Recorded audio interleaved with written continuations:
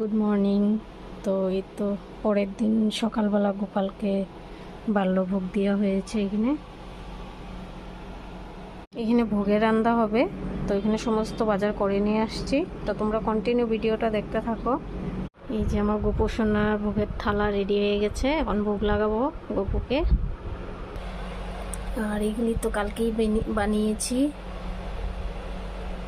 গোপোষণার ভোগ লাগিয়ে দিয়েছি দুপুরে। তোমরা সবাই প্রণাম করো।